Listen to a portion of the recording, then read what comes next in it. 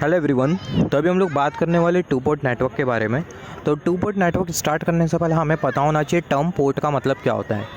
तो नेटवर्क जिसमें करंट आ रहा हो और जा रहा हो, तो ऐसे जो नेटवर्क होते हैं उसको हम लोग बेसिकली बोलते हैं पोर्ट। आप बोल सकते हो नेटवर्क टर्मिनल, इलेक्ट्रिक नेटवर्क जिसमें करंट आ रहा हो और लीव कर रहा हो, तो ऐसे केस में जो नेटवर्क है उसको हम लोग क्या बोल सकते हैं, पोर्ट बोल सकते हैं, राइट। जैसे फॉर एग्जांपल अगर हम लोग ये वाला एग्जांपल कंसीडर करें, यहाँ पर हमने कंसीडर किया ये इलेक्ट्रिकल नेटवर्क, यहाँ पर हमने एक रेसिस्टेंस कंसीडर किया और दूसरा जो रेसिस्टेंस है उसको हमने यहाँ पर कंसीडर किया। यहाँ पर ये दोनों जो रेसिस्टेंसेस है वो कैसे कनेक्टेड है, पैरेलल कॉम्बिनेशन में कनेक्टेड है, राइट। यहाँ पर हमने प्रोवाइड किया वोल्टेज, ये वोल्टेज की वजह से होगा क्या, नेटवर्क में फ्लो होगा करंट। तो वोल्टेज की वजह से मान लेते हैं आई करंट कुछ इस तरीके से फ्लो रहा है। आई करंट ये जंक्शन पर आएगा कर्सर की टिप, फिर उसके बाद जो आई करंट है वो दो पार्ट में स्प्लिट हो जाएगा। मान लेते हैं I1 करंट और I2 करंट।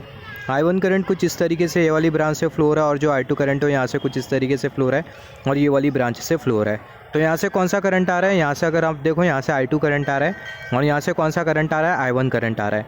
तो ये जंक्शन पर कौन कौन से करंट आ रहे हैं, I1 करंट और I2 करंट आ रहे हैं। तो ये जंक्शन से जो आउटगोइंग करंट होगा वो कौन सा करंट होगा, I करंट होगा। तो यहाँ पर अगर हम लोग ये नेटवर्क को केयरफुली नोटिस करें तो यहाँ से ये जो I करंट है वो इनकमिंग है और यहाँ से ये जो I करंट है वो आउटगोइंग है। तो बहुत हद तक क्लियर है कि जो नेटवर्क है इसमें करंट जा भी रहा है और जो करंट है वो आ भी रहा है। तो ये जो नेटवर्क है इसको हम लोग क्या बोलेंगे, हम लोग बोलेंगे पोर्ट।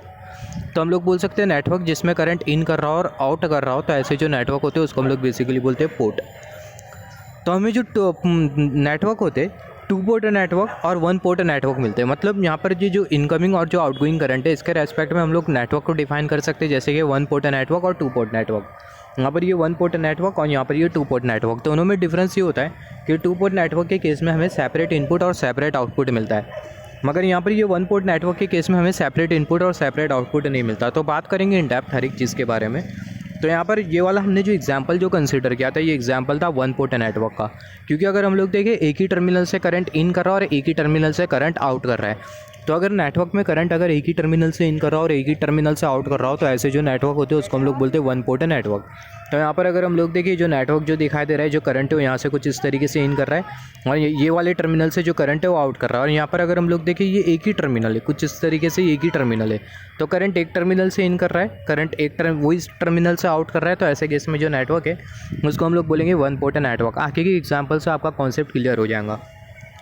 तो अगर हम लोग देखें current is entering from one terminal and exiting from same terminal, अगर करंट अगर एक टर्मिनल से एंटर करता है और सेम टर्मिनल से अगर एग्जिट करता है, तो ऐसे केस में जो नेटवर्क है उसको हम लोग कौन सा नेटवर्क बोलेंगे, वन पोर्ट नेटवर्क बोलेंगे। तो यहाँ पर अगर हम लोग देखें current is entering from one terminal and from same terminal current is exiting, hence network is known for one port network. Similarly two port network कैसा होता है इसके बारे में हम लोग बात कर लेते हैं। टू पोर्ट नेटवर्क में बेसिकली होगा क्या, आपको सेपरेट इनपुट और सेपरेट आउटपुट मिलेगा।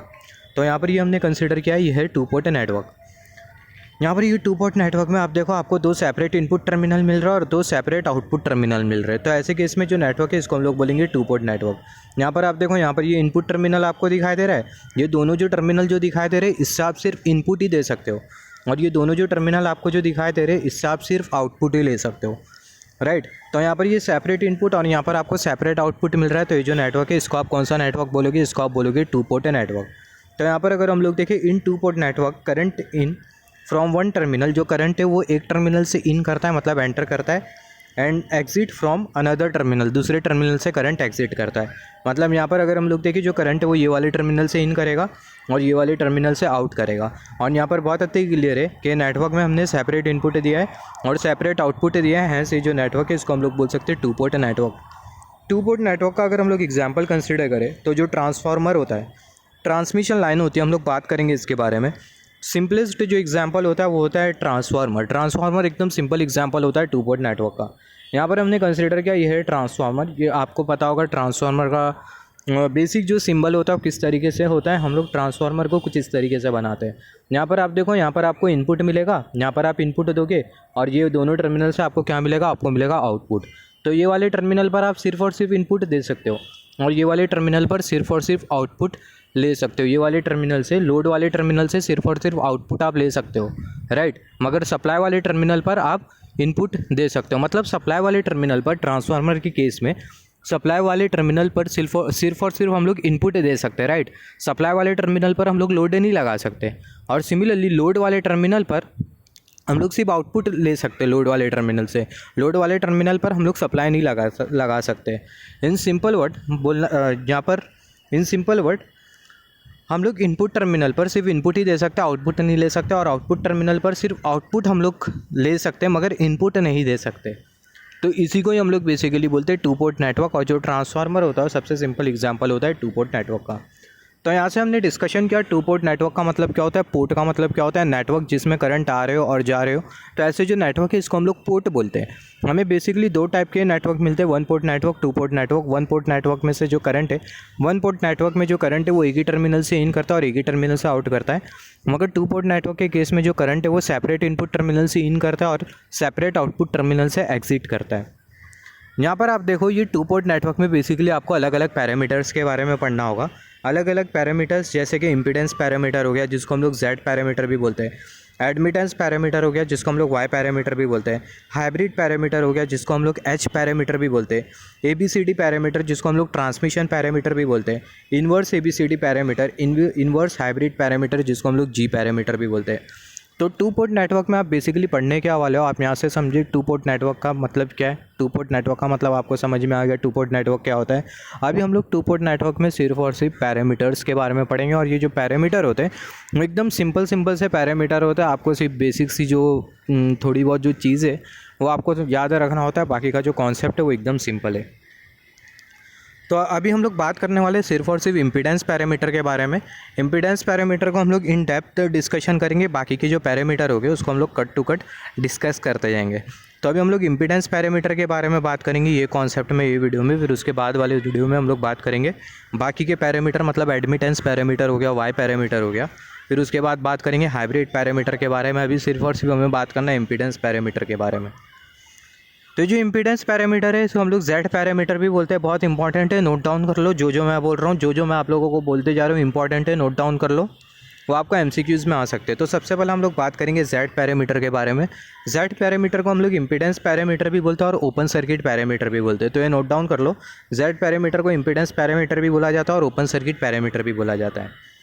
यहाँ पर आप देखो, आपको पता है Ohm's law, voltage is equal to R into I. यहाँ पर ये रेसिस्टेंस के बदले आप क्या यूज़ कर सकते हो, इम्पीडेंस यूज़ कर सकते हो। तो आपको रिलेशन कुछ इस तरीके से मिलेगा, V is equal to Z into I. यहाँ पर आप देखो ये V is equal to Z into I, बस ये आपको जो रिलेशन जो मिला सारा का सारा जो काम है वो आगे ये रिलेशन का ही है। आप इसको कुछ इस तरीके से लिख सकते हो, V is equal to Z bracket में और यहाँ पर ये आई। जेड पैरामीटर का आप अगर मैट्रिक्स रिप्रेजेंटेशन कंसीडर करो तो जो मैट्रिक्स रिप्रेजेंटेशन है वो आपको कुछ इस तरीके से मिलता है। यहाँ पर हमने कंसीडर किया V1 वोल्टेज, यहाँ पर आपको V दिखाई दे रहा है। कर्सर की टिप आप पूरे प्रोसेस में केयरफुली नोटिस करना।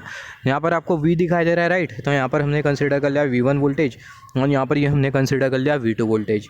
यहाँ पर आपको क्या दिखाई दे रहा है, Z दिखाई दे रहा है। तो जैसा जैसा मैं बोल रहा हूँ आपको वैसा लिखना है।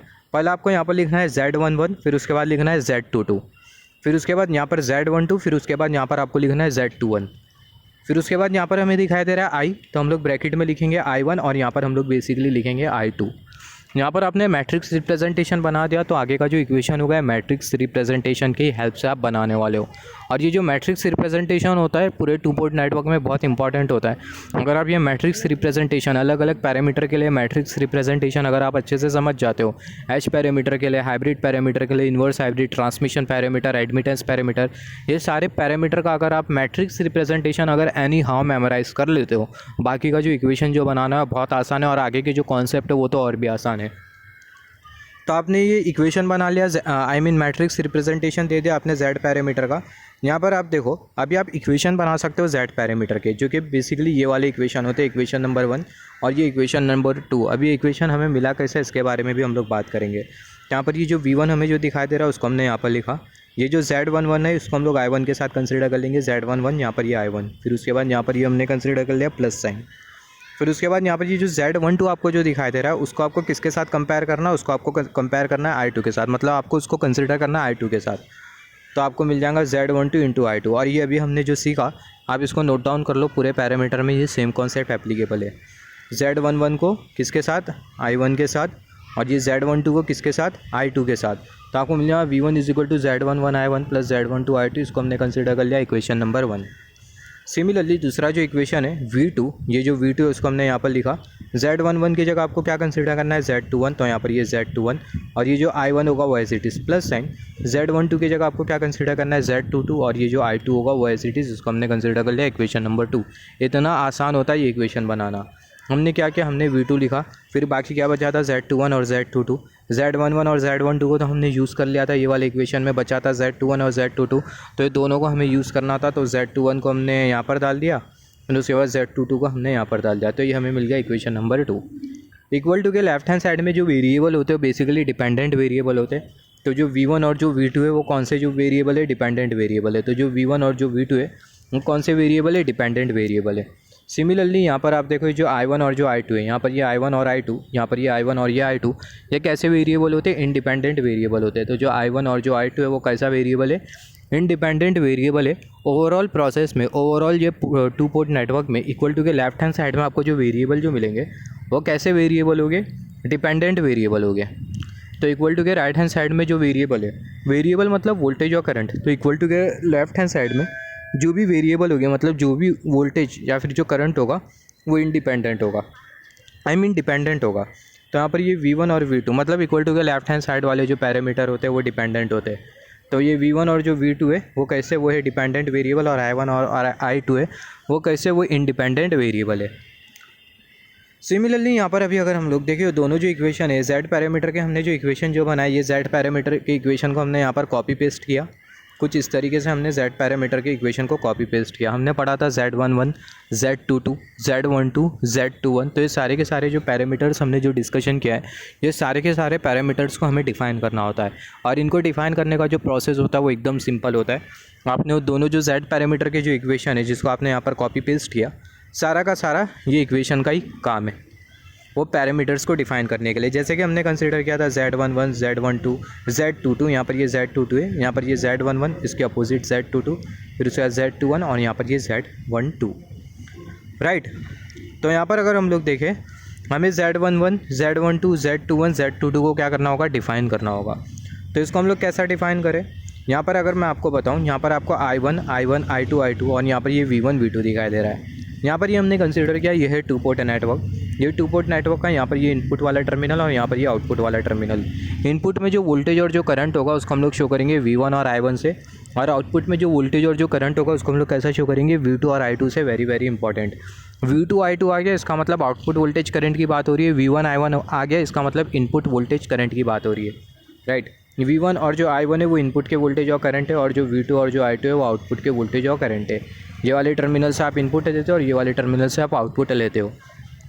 तो पहला वाला पैरामीटर हम लोग डिफाइन कर लेते हैं, Z11 को डिफाइन करेंगे। Z11 को डिफाइन करने के लिए आपको क्या करना होगा, ये जो I2 है इसको 0 पुट कर देना होगा। तो अगर आप I2 को 0 पुट करें तो आपको क्या मिलेगा, putting I2 is equal to 0 in equation 1 हमें मिल जाएगा V1 is equal to Z11 I1 plus 0।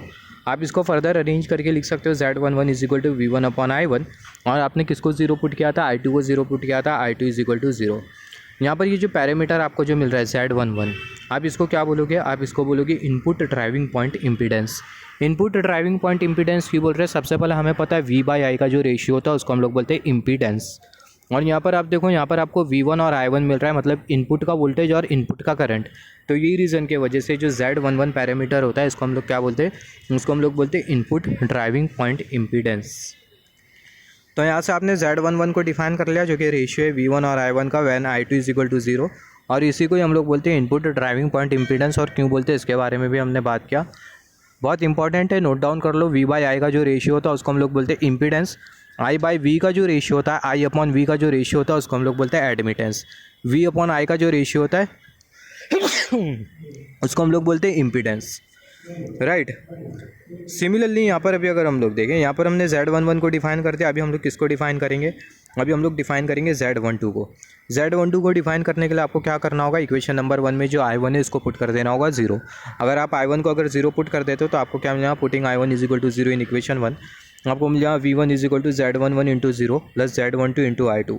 इसको आप लिख सकते हो V1 is equal to Z12 into I2। आप इसको फर्दर अरेंज करके लिख सकते हो Z12 is equal to V1 upon I2। आपने किसको पुट किया था, 0, I1 को 0 पुट किया था, I1 इज इक्वल टू 0। यहाँ पर आप देखो जो पैरामीटर है Z12 इसको हम लोग डिफाइन करते हैं, this parameter is known as reverse transfer impedance. ये जो पैरामीटर होता है इसको हम लोग बोलते हैं रिवर्स ट्रांसफ़र इम्पीडेंस।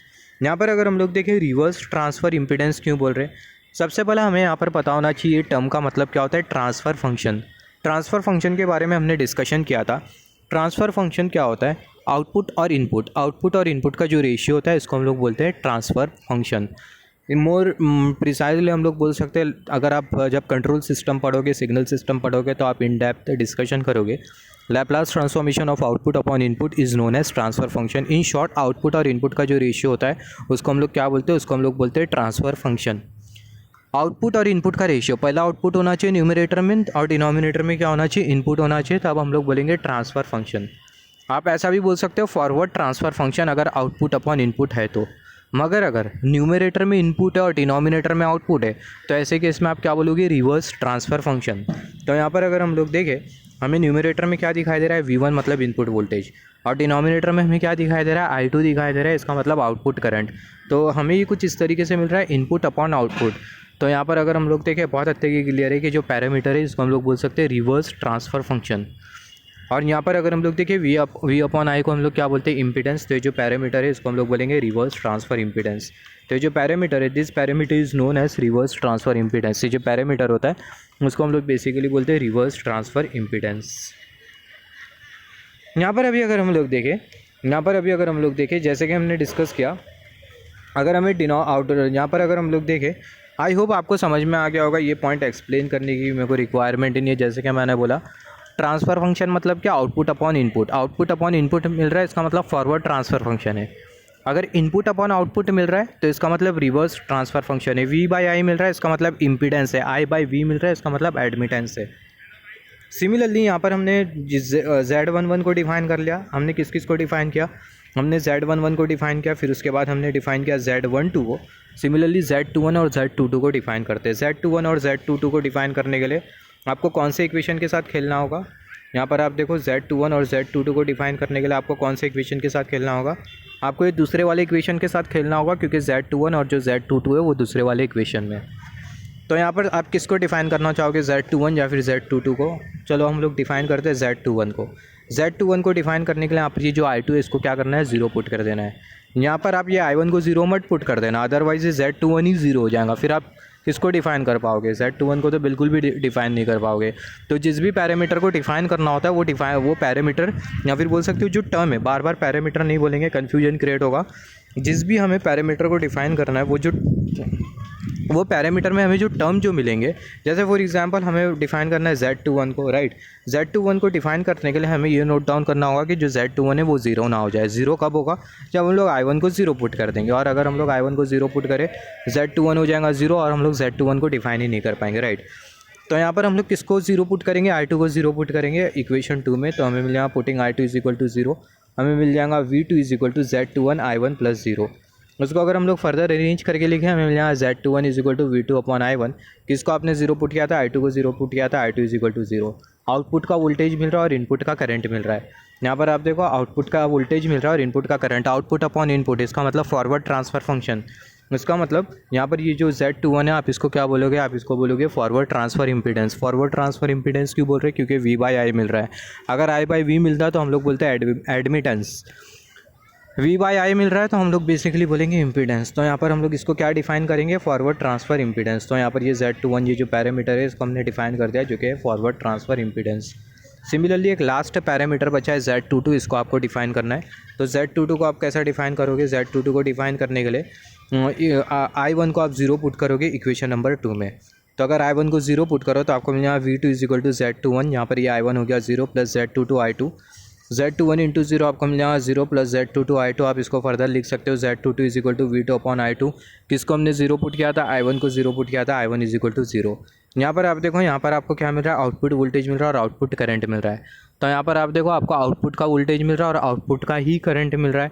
तो यहाँ पर ट्रांसफ़र फंक्शन का सवाल ही नहीं उठता। ट्रांसफ़र फंक्शन था आउटपुट अपॉन इनपुट, मगर यहाँ पर हमें आउटपुट अपॉन आउटपुट मिल रहा है। आउटपुट अपॉन आउटपुट मिल रहा है, इसका मतलब क्या है कि यहाँ पर आप देखो, ये जो पैरामीटर है आप इसको बोलोगे output driving point impedance. V/I मिल रहा है तो इम्पीडेंस, तो यहाँ पर आउटपुट ड्राइविंग पॉइंट इम्पीडेंस। तो यहाँ पर ये जो Z22 है इसको भी हमने डिफ़ाइन कर लिया और इसको हम लोग बेसिकली बोलते हैं आउटपुट ड्राइविंग पॉइंट इम्पीडेंस। तो अब तक के हमने जो पैरामीटर के बारे में पढ़ा, चारों पैरामीटर को हम लोग फिर से यहाँ पर कॉपी पेस्ट कर देते। और हम लोग शॉर्ट ट्रिक के हेल्प से जो पैरामीटर है इसको हम लोग मेमोराइज़ करने की कोशिश करते हैं। तो हमारे पास कौन कौन से पैरामीटर है, Z11 है, Z12 है, Z21 है और Z22 है। तो यहाँ पर हमें Z11 दिखाई दे रहा है। तो यहाँ पर आप देखो Z11 आपको दिखाई दे रहा है, यहाँ पर ये 1 दिखाई दे रहा है और यहाँ पर ये 1 दिखाई दे रहा है। तो यहाँ पर ये जो 1 है, यहाँ पर मैं आपको एक बात बता दूँ, just wait for a second. Impedance parameter के केस में यहाँ पर अगर हम लोग देखें, हम लोग Z लिखते हैं और सब स्क्रिप्ट में क्या लिखते हैं, 2 1 लिखते हैं, 1 1 लिखते हैं, 1 2 लिखते हैं, राइट, या फिर 1 1 लिखते हैं। तो Z और यहाँ पर ये सब स्क्रिप्ट में हमने लिखा पहला 2 फिर उसके बाद 1।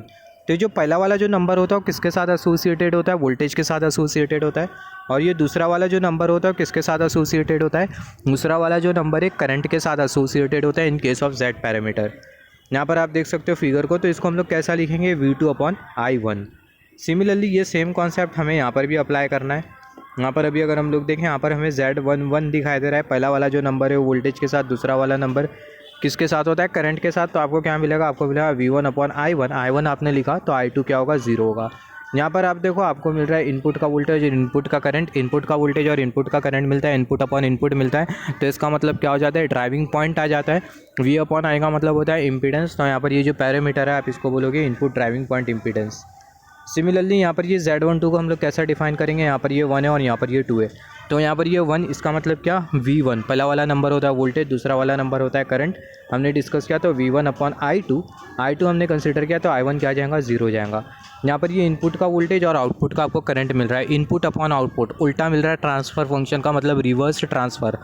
तो ये जो पैरामीटर है आप इसको कैसा डिफाइन करोगे, रिवर्स ट्रांसफ़र इम्पीडेंस। तो ये रिवर्स ट्रांसफ़र इम्पीडेंस होता है। सिमिलरली यहाँ पर ये शॉर्ट ट्रिक इतनी आसान है कि यहाँ पर ये शॉर्ट ट्रिक के हेल्प से हमें इक्वेशन को कंसिडर ही नहीं करना पड़ रहा है। यहाँ पर आप देखो Z21, यहाँ पर ये पहला वाला जो टर्म होता है वोल्टेज, दूसरा वाला टर्म होता है करंट। आप इसको कैसा मेमोराइज़ करोगे ये ट्रिक को, हमें पता है अगर कहीं पे भी अगर ज़्यादा, जैसे कि अगर किसी सिस्टम का अगर वोल्टेज अगर ज़्यादा हो, या फिर अगर आप देखो जब भी आप कहीं पे भी हाई वोल्टेज होता है तो वहाँ पर हम लोग क्या लिखते हैं, हाई वोल्टेज, या फिर हम लोग बोल सकते हैं हाई पोटेंशियल। हम लोग ऐसा तो नहीं लिखते high current, right, high current हम लोग नहीं लिखते। जैसे फॉर एग्जांपल अगर ट्रांसमिशन लाइन है, ट्रांसमिशन लाइन में अगर वोल्टेज ज़्यादा है तो हम लोग क्या लिखते हैं, हम लोग लिखते हैं हाई वोल्टेज लाइन, राइट। हम लोग ऐसा तो नहीं लिखते हाई करंट लाइन, मतलब हम लोग पहला वोल्टेज कंसिडर करते हैं, हाई वोल्टेज, फिर उसके बाद हम लोग करंट कंसिडर करते हैं। तो ये आप ट्रिक मेमोराइज़ कर सकते हो। यहाँ पर ये जो पहला वाला जो नंबर आपको जो दिखाई दे रहा हो किसके साथ एसोसिएटेड है, Z के सब स्क्रिप्ट में पहला वाला जो नंबर होता है वोल्टेज के साथ एसोसिएटेड होता है, और ये दूसरा वाला जो नंबर है वो किसके साथ एसोसिएटेड होता है, करंट के साथ एसोसिएटेड होता है। तो आप इसको कैसा लिख सकते हो, V2/I1, और यहाँ पर ये जो I2 है वो कैसा चले जाएगा, जो I2 है वो 0 चले जाएगा। यहाँ पर आप देखो, यहाँ पर आपको मिल रहा है आउटपुट का वोल्टेज और इनपुट का करंट, आउटपुट अपॉन इनपुट, यहाँ पर ये बोल सकते हैं फॉरवर्ड ट्रांसफर फंक्शन। और यहाँ पर ये V/I मिल रहा है, इसका मतलब क्या, इम्पीडेंस। तो यहाँ पर ये जो पैरामीटर है इसको हम लोग बोल सकते हैं forward transfer impedance. Similarly last वाला पैरामीटर देख लेते हैं Z22, यहाँ पर पहला वोल्टेज और दूसरा करंट है। तो यहाँ पर ये V2/I2 हमें क्या मिल जाएगा, I1 = 0, आउटपुट का वोल्टेज और आउटपुट का करंट, इसका मतलब आउटपुट ड्राइविंग पॉइंट इम्पीडेंस। तो आउटपुट ड्राइविंग पॉइंट इम्पीडेंस, तो ये जो पैरामीटर है इसको भी हमने डिफाइन कर लिया, जिसको हम लोग बोलते हैं आउटपुट ड्राइविंग पॉइंट इम्पीडेंस। तो ये जो Z पैरामीटर में हम लोग जो पैरामीटर्स पढ़ रहे हैं, Z11, Z22, Z12, Z21, ये बहुत आसान होते हैं, इसको मेमोराइज़ करना बहुत आसान होता है। सिमिलरली Y पैरामीटर में कुछ अलग ट्रिक होगी जिसके बारे में हम लोग बात करेंगे। एकदम सिंपल सा कॉन्सेप्ट है, एकदम बचकाना कॉन्सेप्ट है, आपको बहुत आसानी से समझ में आ जाएगा। सिमिलरली यहाँ पर अभी अगर हम लोग देखें, यहाँ पर कुछ कंडीशन होती है जिसको हम लोग बेसिकली बोलते हैं रेसिप्रोसिटी कंडीशन, और उसके बाद एक कंडीशन होती है जिसको हम लोग बेसिकली बोलते हैं सिमेट्रिसिटी कंडीशन। ये बहुत इंपॉर्टेंट है, इतना इंपॉर्टेंट है कि आपको कॉम्पिटिटिव एग्जामिनेशन में आ सकता है। आपको पूछा जाएगा इन Z parameter the condition of reciprocity, और आपको लिखना होगा क्या कंडीशन होती है रेसिप्रोसिटी के लिए। तो यहाँ पर अगर हम लोग देखें, when Z12 becomes equal to Z21, जब Z12 Z21 के बराबर में हो जाएगा, when Z12 becomes equal to Z21, तो जो कंडीशन होती है इसको हम लोग बोलते हैं रेसिप्रोसिटी कंडीशन। जब Z12 Z21 के बराबर में हो जाता है तो ऐसे केस में जो कंडीशन होती है उसको हम लोग बोलते हैं रेसिप्रोसिटी कंडीशन। जब Z12 Z21 के बराबर में हो जाएगा तो जो कंडीशन होती है इसको हम लोग बोलते हैं रेसिप्रोसिटी कंडीशन। और सिमिलरली जब Z11 और Z22 ये दोनों बराबर में हो जाते हैं तो जो कंडीशन होती है इसको हम लोग बोलते हैं symmetricity condition. When Z11 is equal to Z22 then condition is known as condition of symmetricity। Z11 Z22 बराबर में हो जाएंगे तो सिमेट्रिसिटी कंडीशन, Z12 और Z21 बराबर में हो जाएंगे तो कौन सी कंडीशन, रेसिप्रोसिटी कंडीशन। तो सिमिलरली जेड पैरामीटर के ऊपर हम लोग कुछ न्यूमेरिकल कंसीडर कर लेते हैं, फिर उसके बाद लेक्चर एंड कर देंगे। फिर नेक्स्ट लेक्चर में हम लोग डिस्कस करेंगे वाई पैरामीटर के बारे में। तो यहाँ पर हमने न्यूमेरिकल कंसीडर किया है। यहाँ पर ये हमने कंसीडर किया इलेक्ट्रिकल नेटवर्क। यहाँ पर ये 3 ओम का रेसिस्टेंस है, 6 ओम का रेसिस्टेंस है, 2 ओम का रेसिस्टेंस, 2 पोर्ट नेटवर्क हमें दिखाई दे रहा है। यहाँ पर हमें 2 इनपुट दिखाई दे रहा है, यहाँ पर हमें इनपुट दिखाई दे रहा है और यहाँ पर हमें दिखाई दे रहा है आउटपुट। इनपुट का जो वोल्टेज है उसको हमने कंसीडर किया V1 और जो आउटपुट का जो वोल्टेज है उसको हमने कंसीडर किया V2। इनपुट साइड में जो करंट जो फ्लो रहा है वो है I1, आउटपुट साइड में करंट जो फ्लो रहा है उसको हमने कंसीडर किया I2। तो यहाँ पर आपको बेसिकली क्या बोला गया, आपको जेड पैरामीटर कैलकुलेट करना है, कैलकुलेट जेड पैरामीटर। तो जेड पैरामीटर कैलकुलेट करने के लिए आपको क्या करना होगा, जो लूप है इसमें आपको अप्लाई करना होगा केवीएल अप्लाई करने से पहला जो रेसिस्टेंसेस है उसके थ्रू जो वोल्टेज ड्रॉप हो रहा होता है वो हमें पता होना चाहिए। वोल्टेज ड्रॉप पता करने के लिए हमें पता होना चाहिए रेसिस्टेंस के थ्रू करंट कितना फ्लो हो रहा है। तो ये रेसिस्टेंस के थ्रू कितना करंट है, ये रेसिस्टेंस के थ्रू कितना करंट है, ये रेसिस्टेंस के थ्रू कितना करंट है, वो हमें आइडेंटिफाई करना होगा। करंट पहचानने के बाद हम लोग वोल्टेज पहचानेंगे, फिर उसके बाद हम लोग लगा देंगे लूप में केवीएल। तो यहाँ पर अगर हम लोग देखें ये वाले रेसिस्टेंस के थ्रू I1 करंट फ्लो हो रहा है, ये वाले रेसिस्टेंस के थ्रू कितना करंट फ्लो होगा। यहाँ पर सबसे पहला करंट के फ्लो का डायरेक्शन देखें, यहाँ पर ये पॉजिटिव पोटेंशियल नेगेटिव पोटेंशियल, तो ये लूप में क्लॉकवाइज डायरेक्शन में करंट फ्लो होगा। यहाँ पर पॉजिटिव पोटेंशियल, यहाँ पर नेगेटिव पोटेंशियल, ये वाले लूप में एंटी क्लॉकवाइज डायरेक्शन में करंट फ्लो होगा। तो यहाँ पर ये जो करंट का जो फ्लो है उसको हमने यहाँ पर कुछ इस तरीके से शो कर दिया। यहाँ पर अगर हम लोग देखें जो I1 जो करंट है, ये वाले लूप में I1 करंट फ्लो हो रहा है, ये वाले लूप में I2 करंट फ्लो हो रहा है। तो जो I1 जो करंट है वो ये वाले लूप में फ्लो हो रहा है और I1 जो करंट है वो ये वाले टर्मिनल से इन करेगा ये रेसिस्टेंस के थ्रू। तो इसका मतलब यहाँ पर पॉजिटिव पोटेंशियल ये वाले टर्मिनल से आउट करेगा, इसका मतलब यहाँ पर नेगेटिव पोटेंशियल। सिमिलरली यहाँ पर ये जो I2 जो करंट है वो ये वाले रेसिस्टेंस के थ्रू फ्लो कर रहा है और ये वाले रेसिस्टेंस के थ्रू ये वाले टर्मिनल से इन करेगा, यहाँ पर पॉजिटिव पोटेंशियल ये वाले टर्मिनल से आउट करेगा, इसका मतलब यहाँ पर कौन सा पोटेंशियल हमें मिलेगा, यहाँ पर हमें मिलेगा नेगेटिव पोटेंशियल। और यहाँ पर ये वाला जो रेसिस्टेंस है इसके थ्रू दोनों करंट फ्लो रहे, I1 करंट भी फ्लो रहा है और I2 करंट भी फ्लो रहा है, दोनों सेम डायरेक्शन में। I1 करंट ये रेसिस्टेंस से ऊपर से नीचे की तरफ फ्लो रहा है, इसका मतलब ऊपर की तरफ पॉजिटिव पोटेंशियल, नीचे की तरफ नेगेटिव पोटेंशियल। I2 करंट ये रेसिस्टेंस के थ्रू सेम डायरेक्शन में फ्लो रहा है, ऊपर से नीचे की तरफ, तो ऊपर की तरफ पॉजिटिव पोटेंशियल और नीचे की तरफ नेगेटिव पोटेंशियल। तो ये रेसिस्टेंस के थ्रू जो करंट जो फ्लो रहा है वो I1 plus I2 current flow हो रहा है, राइट। तो सबसे पहला ये वाले लूप में अप्लाई करते हैं केवीएल, फिर उसके बाद ये वाले लूप में अप्लाई करेंगे केवीएल। तो अगर हम लोग ये वाले लूप में अगर केवीएल अप्लाई करें, लोअर पोटेंशियल से हायर पोटेंशियल इंक्रीज़ करेंगे, तो यहाँ पर ये V1 ये रेसिस्टेंस के अक्रॉस वोल्टेज ड्रॉप कितना हो रहा है 3I1, तो यहाँ पर ये 3I1 माइनस साइन हमने क्यों कंसीडर किया, हायर पोटेंशियल से लोअर पोटेंशियल जा रहे हैं। आई डोंट थिंक सो मुझे ये वाले लेवल पर ये सब चीज़ सिखाना होगा या फिर बोलना होगा कि हम लोग हायर पोटेंशियल से लोअर पोटेंशियल जा रहे हैं तो पोटेंशियल ड्रॉप होगा। मैं ऐसा एज्यूम करते हुए चल रहा हूँ कि आपका जो फंडामेंटल जो कॉन्सेप्ट है वो क्लियर है। सिमिलरली यहाँ पर ये वाला रेसिस्टेंस मगर बीच बीच में मैं आपको बताते रहूँगा जो जो इम्पोर्टेंट कॉन्सेप्ट है, आप लोगों को मैं बार बार क्विक रिवाइज कराते जाऊँगा जो जो हमने डिस्कशन किया है इससे पहला, राइट। तो यहाँ पर अगर हम लोग देखें, यहाँ पर ये जो 6 ओम का जो रेसिस्टेंस है इसके थ्रू जो करंट जो फ्लो रहा है वो है I1 प्लस I2 और रेसिस्टेंस की जो वैल्यू है वो है 6 ओम। तो यहाँ -6 I1 plus I2 is equal to 0। उसको आप फर्दर इवेल्युएट करो तो आपको मिल जाएगा V1 minus 3I1 minus 6I1 plus minus हमें मिल जाएगा -6I2 इज इक्वल टू 0। उसको अगर हम लोग फर्दर कैलकुलेट करें -6I1 minus 3I1 minus 9I1 तो मिल जाएगा V1 minus 9I1 minus 6I2 is equal to 0। -9I1 minus 6I2 equal to के राइट हैंड साइड में भेज दो, आपको मिल जाएगा V1 is equal to 9I1 plus 6I2। इसको हमने कंसिडर कर लिया इक्वेशन नंबर 1। सिमिलरली यहाँ पर आप देखो ये दूसरे वाले लूप में अप्लाई कर दो केवीएल, तो ये दूसरे वाले लूप में केवीएल अप्लाई करेंगे, लोअर पोटेंशियल से हायर पोटेंशियल जाएंगे, हमें मिलेगा V2। फिर उसके बाद यहाँ पर ये रेसिस्टेंस के थ्रू I2 करंट फ्लो रहा है, रेसिस्टेंस की वैल्यू है 2 ओम, हायर पोटेंशियल से लोअर पोटेंशियल जा रहे हैं तो इसका क्रॉस जो वोल्टेज ड्रॉप होगा वो होगा -2I2 और ये रेसिस्टेंस के क्रॉस जो वोल्टेज ड्रॉप होगा वो होगा -6I1 प्लस I2। तो यहाँ पर हमने लिखा V2 -2I2 -6I1 plus I2 is equal to 0। इसको अगर हम लोग फर्दर इवेल्युएट करें तो हमें यहाँ V2 -2I2 -6I1 -6I2 is equal to 0। V2 -6I1 -8I2, यहाँ पर अगर हम लोग देखें -2I2 -6I2 हमें मिल जाएगा -8I2, तो मिल जाएगा V2 -6I1 -8I2 is equal to 0। उसको अगर हम लोग फर्दर कैलकुलेट करें तो हमें यहाँ V2 is equal to 6I1, ये जो -6I1 -8I2 इक्वल टू के राइट हैंड साइड में भेज दो, आपको मिल जाएगा 6I1 प्लस 8I2। इसको हमने कंसिडर कर लिया इक्वेशन नंबर 2। तो यहाँ पर हमने 2 इक्वेशन ऑब्टेन कर लिए, यहाँ पर ये इक्वेशन नंबर 2, यहाँ पर ये इक्वेशन नंबर 1। जेड पैरामीटर का जो स्टैंडर्ड इक्वेशन है उसको हमने यहाँ पर लिखा V1 is equal to Z11I1 plus Z12I2, V2 is equal to Z21I1 plus Z22I2। यहाँ पर अभी आपको क्या करना है, यहाँ पर ये वाला जो इक्वेशन है आपको ये वाले इक्वेशन से कंपेयर करना है और ये वाला जो इक्वेशन है आपको ये वाले इक्वेशन से कंपेयर करना है। अगर आप कंपेयर करो तो जो Z11 है उसकी जो वैल्यू वो है 9 ओम, Z12 की वैल्यू है 6 ओम, तो Z11 9 ओम, Z12 6 ओम। इम्पीडेंस की जो यूनिट होती है वो होती है ओम। सिमिलरली ये वाला जो इक्वेशन है उसे हमें इससे साथ कंपेयर करना है, तो V21 की वैल्यू है 6 ओम, Z22 आई मीन ये Z21 है नॉट V21। Z21 की जो वैल्यू है वो है 6 ओम और Z22 की जो वैल्यू है वो है 8 ओम। तो Z21 की जो वैल्यू है वो है 6 ओम और जो Z22 की जो वैल्यू है वो हमें कितनी मिल रही है, हमें मिल रही है 8 ओम, राइट। तो यहाँ पर आप अभी बना दो Z मैट्रिक्स। Z पैरामीटर के लिए ये वाली मैट्रिक्स होती है V1 V2 is equal to Z11 Z22 Z12 Z21 I1 I2। Z11 की वैल्यू आपको कितनी मिली, Z11 की वैल्यू आपको मिली 9 ओम, तो यहाँ पर ये 9 ओम। Z12 की वैल्यू आपको कितनी मिली 6 ओम, तो यहाँ पर ये 6 ओम। Z21 की वैल्यू कितनी मिली 6 ओम, तो यहाँ पर ये 6 ओम। Z22 की वैल्यू कितनी मिली 8 ओम, तो यहाँ पर ये 8 ओम I1 I2।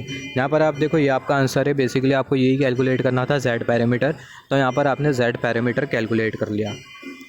तो यहाँ पर आपको क्या कैलकुलेट करना था, Z पैरामीटर कैलकुलेट करना था और आपने कैलकुलेट कर लिया Z पैरामीटर। तो इसी को ही हम लोग बोलते हैं Z पैरामीटर की मैट्रिक्स।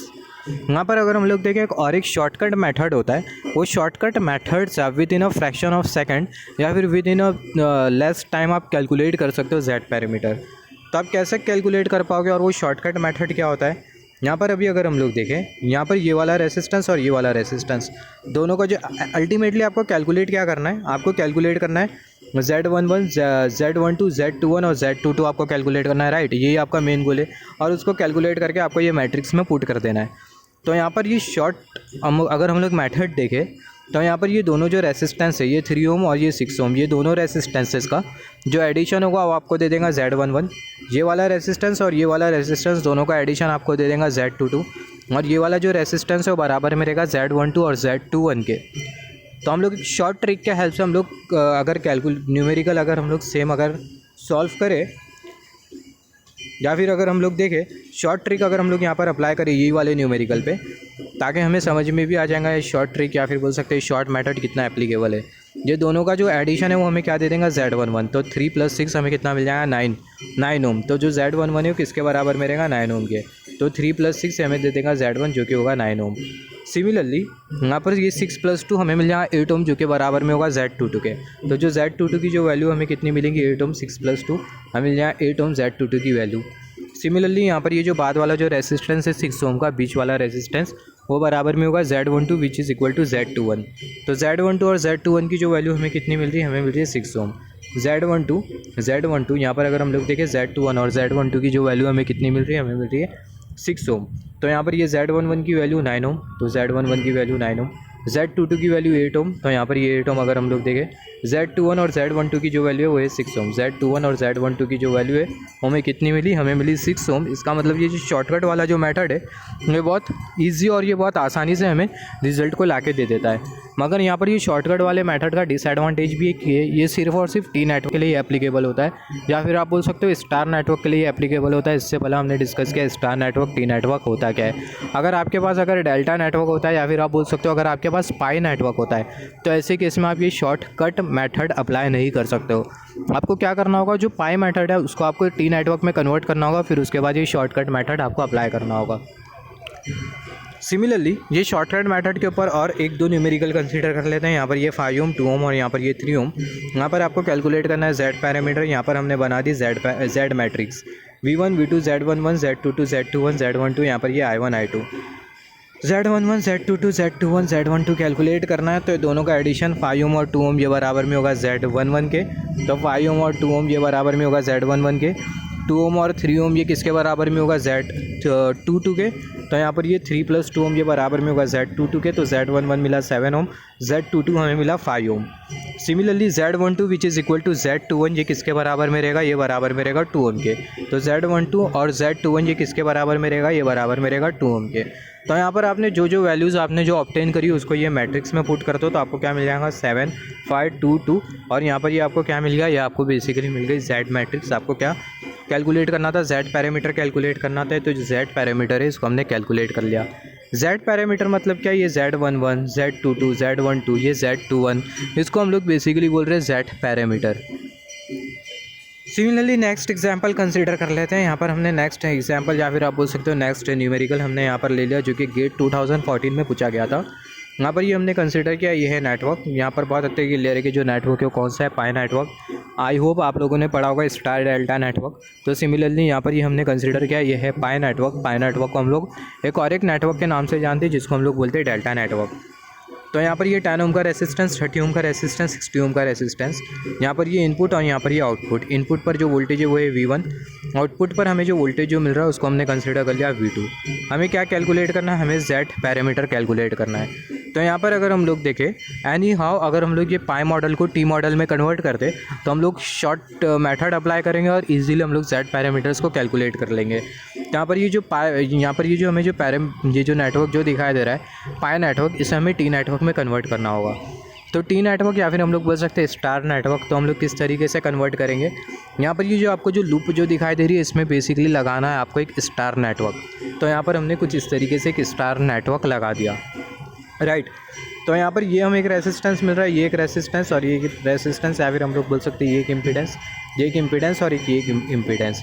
इसको हम लोग बाहर निकाल के कुछ इस तरीके से बना सकते हैं। तो यहाँ पर हमें कौन सा नेटवर्क मिल जाता है, टी नेटवर्क। यहाँ पर ये Z1 इम्पीडेंस, यहाँ पर ये Z2 इम्पीडेंस और यहाँ पर ये Z3 इम्पीडेंस। तो ये तीनों जो इम्पीडेंसेस है इसे हमें कैलकुलेट करना है। तो इसको हम लोग कैसा कैलकुलेट करेंगे, इसको कैलकुलेट करने के लिए हमने ऑलरेडी डिस्कशन किया था स्टार डेल्टा नेटवर्क में। तो हम लोग वो जो कॉन्सेप्ट है उसी को ही अप्लाई करेंगे। जब हम लोग डेल्टा से स्टार कन्वर्जन करते हैं तो ऐसे केस में हम लोग कौन सा फार्मूला अप्लाई करते हैं वही हमें यहाँ पर लगाना है। तो यहाँ पर अगर हम लोग देखें हमने क्या किया, यहाँ पर ये जो डेल्टा है इसको हमने कुछ इस तरीके से स्टार में कन्वर्ट कर लिया, या फिर आप बोल सकते हो जो डेल्टा है इसके अंदर हमने बना दिया स्टार, ये पाई नेटवर्क के अंदर हमने बना दिया स्टार, और वो जो स्टार है उसको हमने यहाँ पर एज्यूम किया। तो यहाँ पर ये जो स्टार नेटवर्क में आपको ये 3 ब्रांच जो दिखाई दे रहा है यहाँ, और ये वाली ब्रांच का इंपीडेंस है Z1, ये वाली ब्रांच का इंपीडेंस Z2, ये वाली ब्रांच का इंपीडेंस Z3। तो यहाँ पर ये जो Z1 जो इंपीडेंस है वो ये 10 ओम रेसिस्टेंस और 30 ओम रेसिस्टेंस के अक्रॉस है। तो हम लोग लिख सकते हैं 30 × 10, और डिनोमिनेटर में तीनों रेसिस्टेंसेस का सम 10 + 30 + 60। तो ये 30 + 10 + 60 इसको अगर हम लोग कैलकुलेट करें हमें मिल जाएगा 3 ओम। तो ये जो Z1 जो इंपीडेंस है इसकी जो वैल्यू है वो है 3 ओम।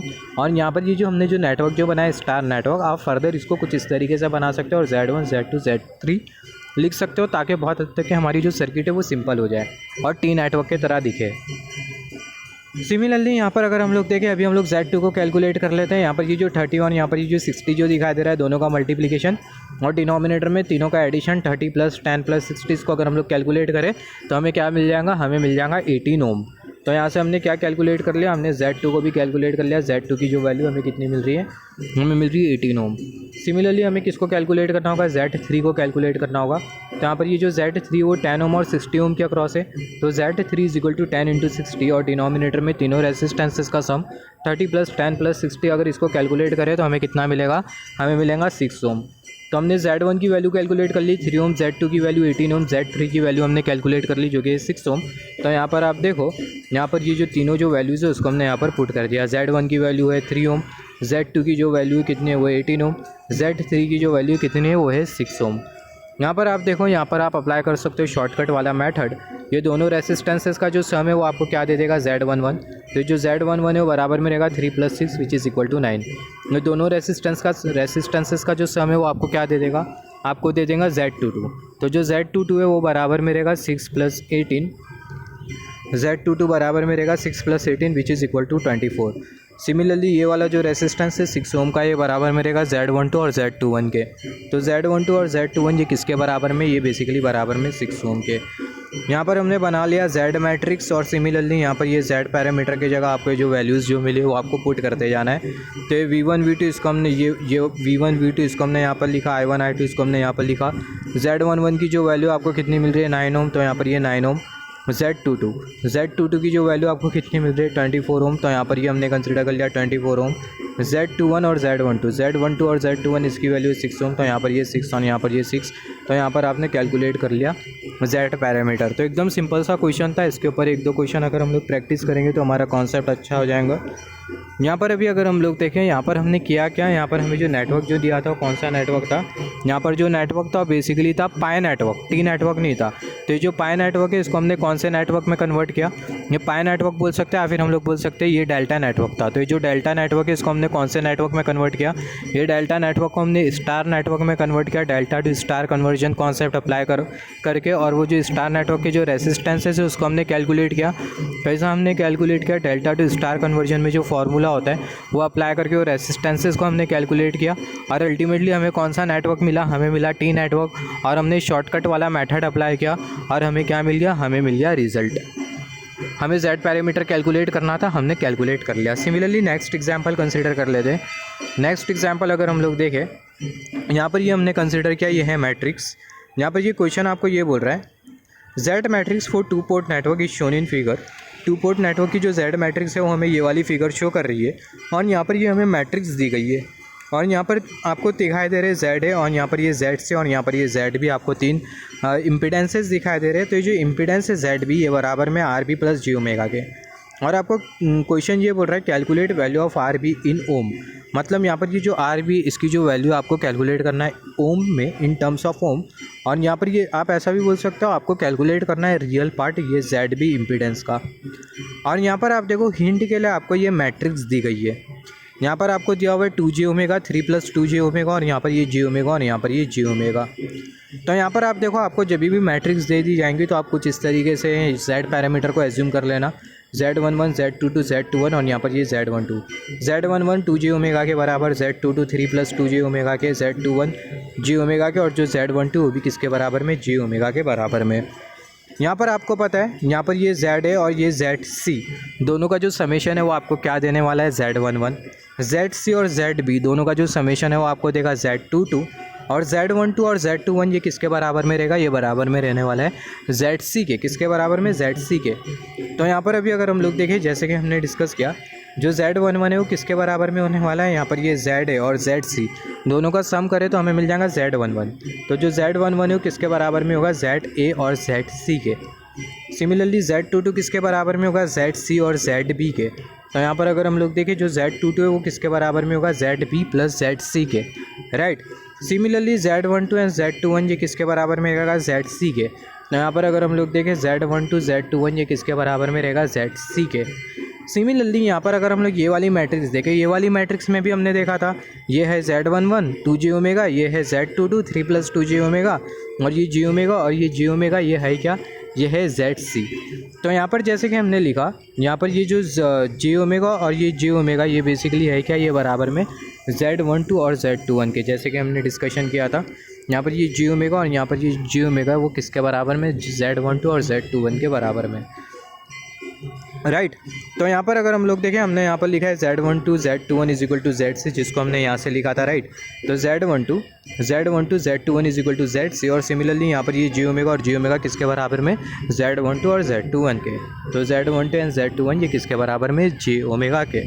यहाँ पर अगर हम लोग देखें Z12 और Z21 ZC के बराबर में, Z12 और Z21 ये J ओमेगा के भी बराबर में।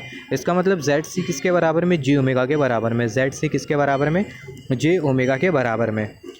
सिमिलरली यहाँ पर अगर आप देखो आपको क्या कैलकुलेट करना था, आपको यहाँ पर ये जो इम्पीडेंस है उसका रियल पार्ट कैलकुलेट करना था RB। तो यहाँ पर आप देखो यहाँ पर आपको ZB दिखाई दे रहा है। यहाँ पर ये इम्पीडेंस का अगर आप रिलेशन देखो ZB is equal to RB plus J omega.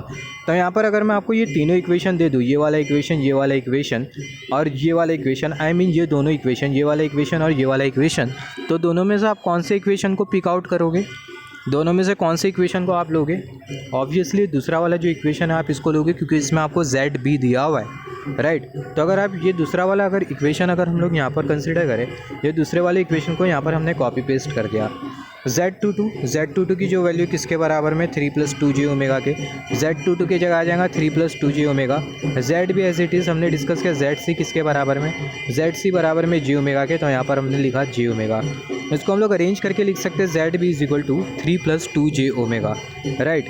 यहाँ पर अगर हम लोग देखें ZB is equal to 3 plus 2J omega हमने लिखा। फिर सिमिलरली यहाँ पर ये वाला जो इक्वेशन आपको जो दिखाई दे रहा है ZB is equal to RB plus J omega, इसको हमने यहाँ पर लिखा। अगर हम लोग ये दोनों को कंपेयर करें तो जो RB की जो वैल्यू हमें कितनी मिल रही है, हमें मिल रही है 3 ओम। तो यहाँ से हमने RB की भी वैल्यू कैलकुलेट कर ली। जो इम्पीडेंस है उसका जो रियल पार्ट है वो भी हमने कैलकुलेट कर लिया। इम्पीडेंस का जो रियल पार्ट है उसकी जो वैल्यू है वो हमें कितनी मिल रही है, हमें मिल रही है 3 ओम। तो जो इम्पीडेंस है उसका जो रियल पार्ट है उसकी जो वैल्यू हमें कितनी मिल रही है, हमें मिल रही है 3 ओम। हमें क्या कैलकुलेट करना था, रियल पार्ट ऑफ इम्पीडेंस इन ओम। तो रियल पार्ट ऑफ इम्पीडेंस हमें कितना मिल रहा है, हमें मिल रहा है 3 ओम। सिमिलरली अगर हम लोग देखें यहाँ पर हमने एक और एक एग्जांपल कंसिडर किया। ये भी बहुत सिंपल सा एग्जांपल है, एकदम आसान सा एग्जांपल है। यहाँ पर ये हमने कंसिडर किया, ये है नेटवर्क, टू पोर्ट नेटवर्क हमने कंसिडर किया और यहाँ पर ये Z पैरामीटर दिया हुआ है, Z11, Z22 और यहाँ पर ये Z12 और यहाँ पर ये Z21। यहाँ पर हमें इनपुट टर्मिनल दिया हुआ है और यहाँ पर हमें आउटपुट टर्मिनल दिया हुआ है और यहाँ पर ये बीच में रेसिस्टेंस लगा है और ये जो रेसिस्टेंस है इसकी जो वैल्यू कितनी है वो है 1 ओम। और यहाँ पर हमें बेसिकली कुछ इस तरीके से 4 ऑप्शन दिए हुए, Z12 प्लस ओम, Z22, Z21 प्लस ओम, Z11 I mean Z12 plus 1, Z22, Z21 plus 1, Z11 plus 1। Similarly हमें कुछ इस तरीके से 4 ऑप्शन दिए और हमें सही ऑप्शन को टिक करना है। तो यहाँ पर बहुत ही क्लियर है कि जो Z12 उसके साथ एक रेसिस्टेंस लगा है सीरीज़ में और इसकी जो वैल्यू कितनी है वो है 1 ओम। तो हम लोग कैसा इक्वेशन बना सकते हैं, हम लोग बना सकते हैं Z12 प्लस 1 ओम। तो यहाँ पर अगर हम लोग देखें, अगर हम लोग ये वाला ऑप्शन कंसिडर करें तो Z12 उसके साथ 1 ओम, Z22, Z21 के साथ भी 1 ओम। क्या Z22 के साथ 1 ओम का रेसिस्टेंस लगा है? नहीं, ये तो यहाँ पर ये ऑप्शन भी रॉन्ग है, ये ए वाला जो ऑप्शन है वो है रॉन्ग। तो यहाँ पर अगर हम लोग अगर हम लोग क्वेश्चन को देखें, जो Z12 है उसके साथ सिर्फ 1 ओम का रेसिस्टेंस लगा है, बाकी के कोई भी पैरामीटर के साथ रेसिस्टेंस नहीं लगा है। तो यहाँ पर अभी अगर हम लोग देखें, अगर हम लोग ये डी वाला ऑप्शन देखें तो जो Z12 है उसके साथ एक 1 ओम का रेसिस्टेंस लगा है और बाकी के कोई भी जो पैरामीटर है उसके साथ रेसिस्टेंस नहीं लगा है। इसका मतलब ये वाला जो ऑप्शन है वो राइट है। मगर ये वाले ऑप्शन देखें तो यहाँ पर अगर हम लोग देखें, जो Z22 है उसमें रेसिस्टेंस नहीं लगा है, बाकी के सभी पैरामीटर में रेसिस्टेंस लगा है। इसका मतलब ये ऑप्शन रॉन्ग है। ये वाला ऑप्शन भी रॉन्ग है क्योंकि इसमें किसी भी पैरामीटर में रेसिस्टेंस नहीं है। और ये वाला जो ऑप्शन है वो भी रॉन्ग है क्योंकि ऑप्शन बोल रहा है कि जो Z21 है उसमें 1 ओम का रेसिस्टेंस है, जो कि रॉन्ग है। सिमिलरली नेक्स्ट एग्जांपल कंसीडर कर लेते हैं। यहाँ पर ये हमने कंसीडर किया टू पोर्ट नेटवर्क। यहाँ पर ये इनपुट और यहाँ पर ये आउटपुट। इनपुट में Z21 के साथ 1 ओम का रेसिस्टेंस लगा और Z12 के साथ 2 ओम का रेसिस्टेंस लगा है। तो हमें कौन सा इक्वेशन चाहिए रहेगा? Z21 प्लस 1 और Z12 प्लस 2। तो यहाँ पर अगर हम लोग देखें Z12 प्लस 2 और यहाँ पर ये Z21 प्लस 1, तो यहाँ पर ये सी वाला इक्वेशन और ये ए वाला इक्वेशन, ये दोनों जो इक्वेशन है या फिर बोल सकते हैं दोनों जो ऑप्शन है वो करेक्ट है। बाकी ये बी वाला ऑप्शन और जो डी वाला जो ऑप्शन है वो करेक्ट नहीं है। क्यों करेक्ट नहीं है? क्योंकि Z22 के साथ 1 ओम का रेसिस्टेंस है, ये बी ऑप्शन बोल रहा है, मगर यहाँ पर नहीं है Z22 के साथ 1 ओम का रेसिस्टेंस। सिमिलरली ये वाला ऑप्शन बोल रहा है Z21 के साथ 2 ओम का रेसिस्टेंस है, मगर Z21 के साथ 1 ओम का रेसिस्टेंस कनेक्टेड है। तो यही रीज़न की वजह से बी और जो डी जो ऑप्शन है वो रॉन्ग है। ए वाला ऑप्शन और जो सी वाला जो ऑप्शन है वो राइट है। सिमिलरली हम लोग नेक्स्ट कॉन्सेप्ट में बात करेंगे Z पैरामीटर के, आई मीन Y पैरामीटर के बारे में, जिसको हम लोग एडमिटेंस पैरामीटर भी बोलते हैं।